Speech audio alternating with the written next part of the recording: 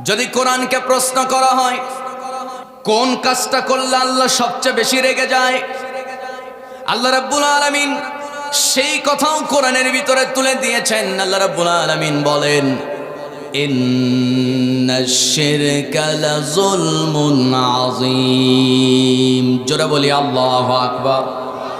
আল্লাহ তাআলা বলছেন সবচেয়ে বড় জুলুম, কোরআনের কথা, সবচেয়ে বড় জুলুম এবং আল্লাহ সবচাইতে রেগে যায় ওই কাজ করলে। কি কাজ? ইন্নাশ শিরক, নিশ্চয় শিরকের কাজ সবচাইতে মারাত্মক জুলুম, সবচেয়ে বড় অপরাধ। আমাদের সমাজে শিরিক আছে না নাই?